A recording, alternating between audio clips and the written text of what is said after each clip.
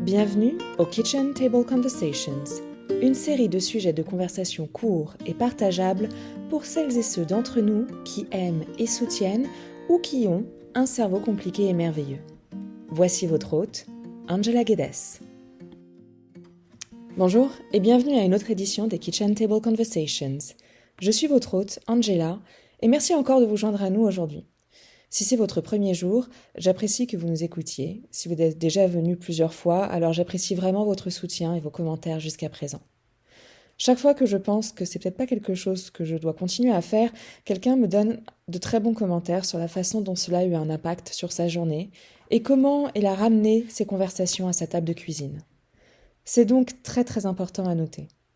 Et je pense que lorsqu'on s'assoit à nos propres tables de cuisine, c'est souvent pour parler de grandes décisions concernant la famille, les événements de la vie ou même notre avenir. Et aujourd'hui, je vais apporter quelques conversations différentes à la table, mais l'une d'elles est une question importante dont vous avez déjà entendu parler, mais dont je parlerai à nouveau parce que nous approchons de la saison des fêtes, de fin d'année. Alors, en vérité, je pense qu'il est important que les gens soient conscients du fait qu'il est plutôt agréable de ne pas consommer d'alcool. C'est vraiment quelque chose qui suscite de plus en plus de curiosité. Et il y a certainement une occasion importante pour nous d'être vraiment inclusifs et de normaliser le fait que nous pouvons socialiser en tout temps, sans substance, et que les raisons pour lesquelles les gens choisissent de ne pas consommer d'alcool ne regardent personne. J'encourage donc toujours les gens à s'assurer qu'il existe des options sans alcool, qu'il n'y ait pas de questions posées et qu'il y ait des conversations compatissantes et bienveillantes autour des personnes que nous apprécions le plus. Je crois que la consommation d'alcool pendant la grossesse est un gros problème. Je l'ai dit avant et je le répète, les taux ne diminuent pas malgré nos efforts de prévention. Nous devons donc faire preuve de créativité. C'est pourquoi ce sujet revient constamment dans ce balado. Mais je crois que nous avons tous et toutes un rôle à jouer dans la prévention du trouble du spectre de l'alcoolisation fœtale, ou TSAF, et ou de l'impact prénatal, car toutes les personnes exposées à l'alcool avant la naissance ne recevront pas un diagnostic de TSAF. En fait, 99,5% de celles et ceux qui devraient avoir un diagnostic en Ontario n'auront pas accès à une évaluation de sitôt. Mais cela ne signifie pas que même si vous fonctionnez assez bien et que vous vous en sortez, certains de vos symptômes de santé mentale, vos difficultés de concentration ou peut-être certains de vos défis liés à la mémoire pourraient ne pas être liés à l'exposition prénatale. Alors, il faut en parler aussi. Mais le défi reste la confusion des messages dans la recherche. Et le TSAF est très complexe. C'est un spectre de défis développementaux, d'apprentissage et comportementaux, ainsi que de symptômes comportementaux causés par l'exposition à l'alcool pendant la grossesse. Et bien qu'il soit évitable, et je ne dirais pas entièrement évitable parce que nous avons beaucoup parlé de grossesse non planifiée et que l'alcool est une partie importante de notre culture, tant que nous aurons cette combinaison, il sera difficile qu'il soit entièrement évitable, mais en théorie, il l'est. Pas d'alcool signifie pas de TSAF.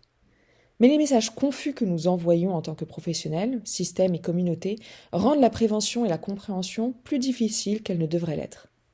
Par exemple, un cas est survenu au cours des dernières semaines où il a été fait référence aux lignes directrices canadiennes sur le TSAF qui mettent en évidence le seuil connu pour être significatif et entraîner des zones de déficit importants. Le seuil est de 2 épisodes de consommation excessive, soit 3 à 4 verres à la fois sur une courte période, ou de 7 verres par semaine, ce qui, nous le savons, contribue à des dommages mesurables. Mais nous savons aussi qu'une seule consommation excessive a démontré avoir un impact lors d'études de recherche sur des souris, par exemple. Donc voilà une partie du problème. Mais imaginez un instant que vous êtes une mère biologique qui boit socialement et assez régulièrement, mais pas beaucoup, peut-être 3 à 5 verres par semaine, et que vous ignorez que vous êtes enceinte avant le 5e mois.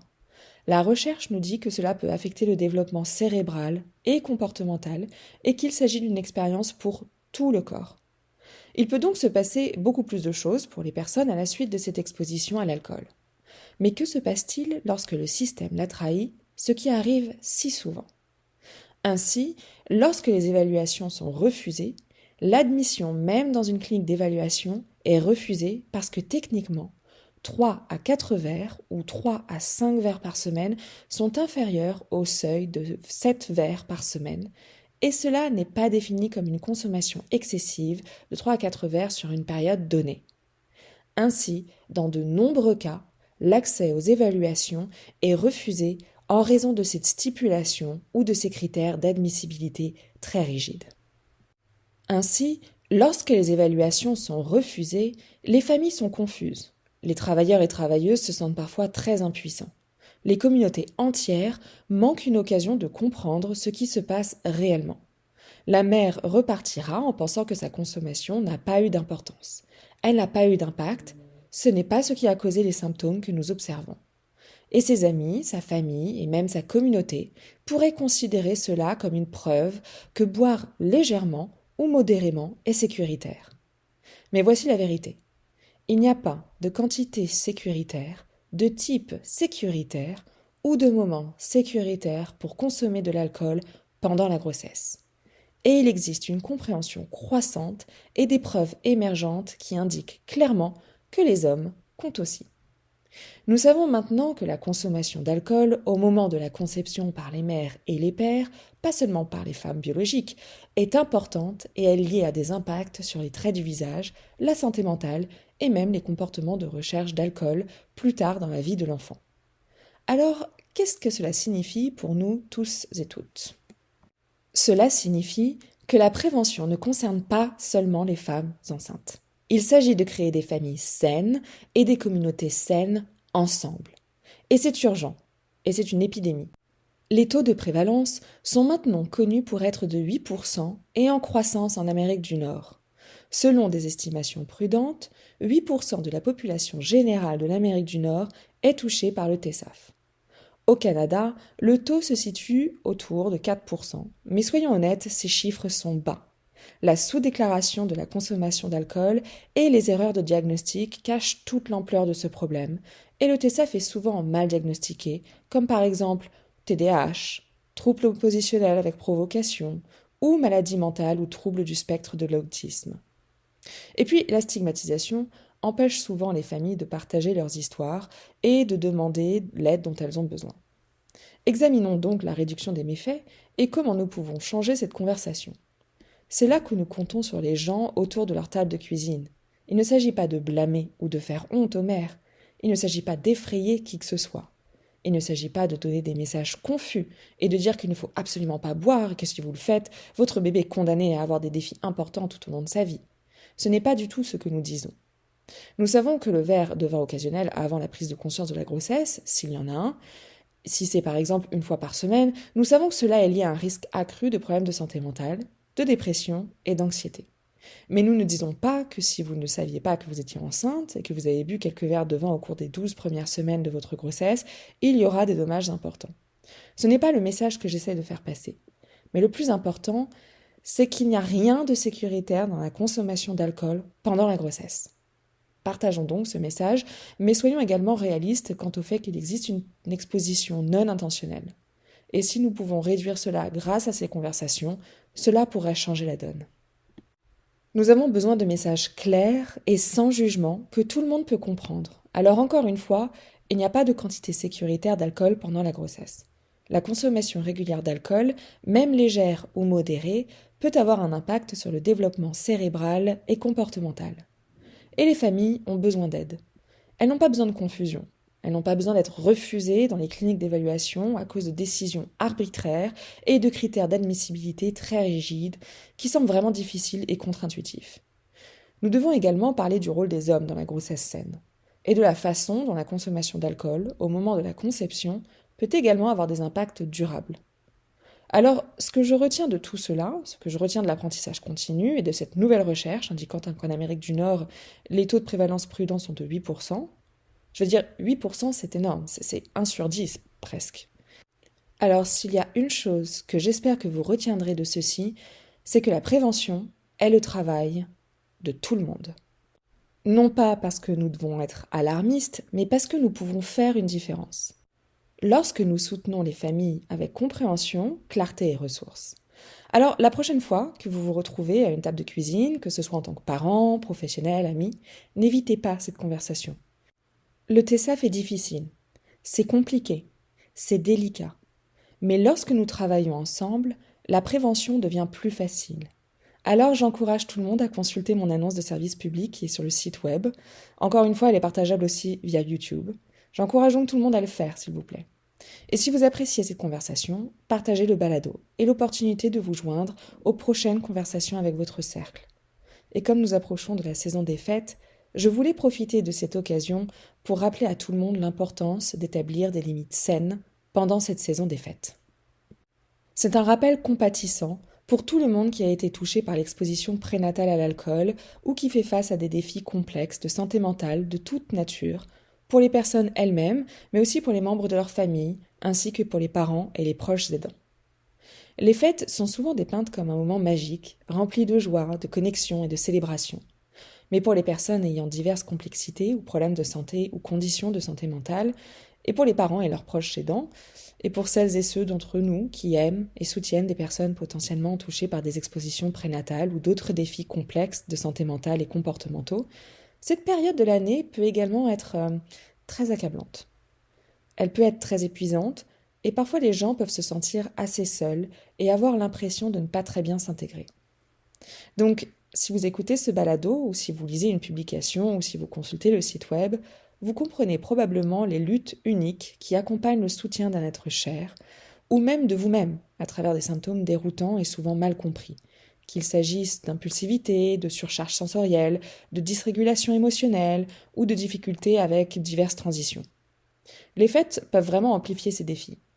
Et bien qu'il soit facile de prioriser les besoins de tout le monde autour de vous, il est également crucial de se rappeler une chose, ce sont aussi vos vacances. Reconnaître ce que vous vivez est donc nécessaire avant de pouvoir établir des limites ou créer des stratégies significatives. Il est vraiment important de s'arrêter et de réfléchir à votre propre expérience. Est-ce que vous vous sentez épuisé? Est-ce que vous êtes anxieux? Est-ce que vous vous sentez coupable de ne pas en faire assez? Êtes-vous vous-même en pleine transition? Que ce soit le travail, ou peut-être une séparation, un déménagement, ou peut-être que vous avez récemment vécu une perte significative. Vous savez, peut-être que vous avez du mal à expliquer aux membres de votre famille élargie pourquoi vous, ou la personne que vous aimez et soutenez, ou votre enfant, réagit de certaines manières, et pourquoi certaines traditions des fêtes doivent être différentes chez vous.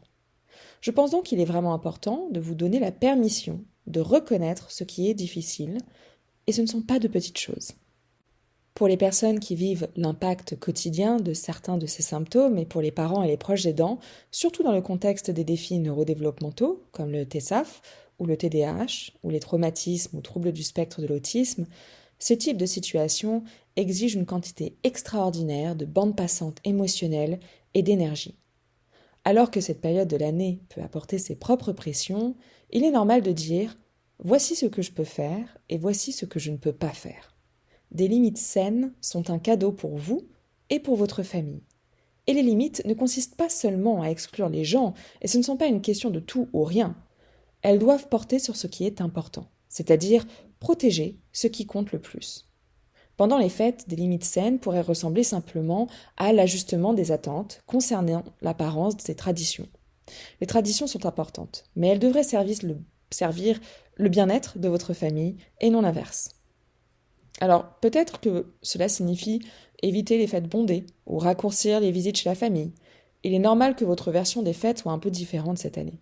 Et de plaider pour la compréhension.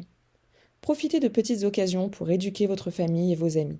Il est important de noter que sur mon site web, j'ai quelques pages qui sont strictement destinées à être partagées avec la famille et les amis. Que vous ayez des êtres chers et un TSAF, ou d'autres conditions neurodéveloppementales et de santé mentale complexes, il y a 2 pages distinctes qui parlent aux membres de la famille de ce que vous pourriez vivre et de la façon dont elles peuvent être utiles. Mais vous ne devez pas une explication complète à qui que ce soit. Mais partagez un simple message comme les bruits forts peuvent être accablants pour nous, ou les transitions sont vraiment difficiles, peut aider les gens à faire comprendre et à faire preuve d'un peu de plus de compassion. Et donner la priorité au repos et à la régulation, reconnaître quand vous et votre être cher avez besoin d'une pause. Planifiez à l'avance pour des espaces calmes. Prenez des dispositions pour ce type d'opportunités chez vos amis et votre famille. Essayez de vous en tenir à des routines familières ou à des activités adaptées au sens qui peuvent aider à se réinitialiser et à se ressourcer pendant ces journées très occupées. Et dire non est une compétence importante. Vous n'avez pas à assister à tous les événements ni à satisfaire toutes les attentes. Un simple merci de votre compréhension peut grandement contribuer à protéger votre temps et votre énergie. Et je pense que ce qui est parfois perdu, encore une fois, c'est cette mentalité du tout ou rien. Vous êtes frustré ou vous vous sentez un peu dépassé. Vous vous demandez parfois pourquoi est-ce que je ne peux pas faire mieux? Pourquoi est-ce que j'ai pas l'énergie? Pourquoi ne puis-je pas simplement trouver la solution? Et parfois nous avons tendance à exclure les gens ou à nous mettre en colère contre les personnes qui ne comprennent pas. Mais les gens ne comprendront pas vos expériences à moins que vous ne travailliez vraiment à cela. Et certaines personnes sont plus ouvertes et d'autres sont assez critiques. Et vous devez être votre meilleur juge tout en étant compatissant. Si c'est une situation de tout ou rien, vous excluez les gens par colère et répondez avec colère. Cela vous laissera également un sentiment désagréable à l'intérieur et cela ne vous aidera pas pendant vos fêtes. Il ne s'agit donc pas des autres, mais de la dynamique et de la façon dont tout cela a un impact sur votre bien-être en général. Bien que les limites soient essentiellement plus puissantes lorsqu'elles sont établies avec compassion pour vous-même et pour vos êtres chers, et même pour ceux qui ne comprennent peut-être pas entièrement, encore une fois, tout le monde traverse ses propres difficultés et la perfection n'est pas l'objectif. L'objectif est la connexion, la sécurité et des moments de joie qui correspondent aux besoins de votre famille. Pour les parents et les personnes responsables, rappelez-vous que vous n'êtes pas seul. Et pour les personnes éprouvant certains de ces symptômes, vous n'êtes pas seul non plus. Les défis auxquels vous faites face peuvent être complexes et souvent invisibles pour les autres. Mais vos efforts comptent. En faisant preuve d'honnêteté et en priorisant ces limites qui honorent vos expériences, vous pouvez créer un espace pour une saison des fêtes qui se sent plus calme, plus sûre et plus significative. Et pour conclure, ce sont vos fêtes. Vous pouvez donc les faire à votre manière. Pendant la saison des fêtes, donnez-vous la permission de ralentir et de réécrire le récit.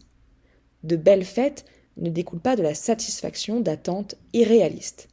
Elles proviennent d'honorer ce qui fonctionne pour vous et votre famille. Que ce soit une soirée tranquille à la maison, une petite réunion avec des amis proches ou simplement accepter ce qui semble gérable. Votre version des fêtes est suffisante. Et parfois, cela signifie une grande journée chaotique suivie de quelques jours de repos. Tout ce qui fonctionne pour vous est ce qui compte. Alors parfois, le fait de connaître les risques et de savoir que ces prochains jours vont être difficiles, mais nous allons persévérer et nous allons créer des souvenirs, c'est aussi de l'auto-soin. C'est à vous de juger. Prenez une respiration, fixez une limite et ayez confiance qu'en le faisant, vous offrez à vous-même et à vos êtres chers le plus grand des cadeaux. Une saison qui se sent vraie, aimante et un peu plus paisible. Alors avec tous mes remerciements et mes meilleurs vœux pour cette saison des fêtes et rien que le meilleur pour cette nouvelle année. Angela.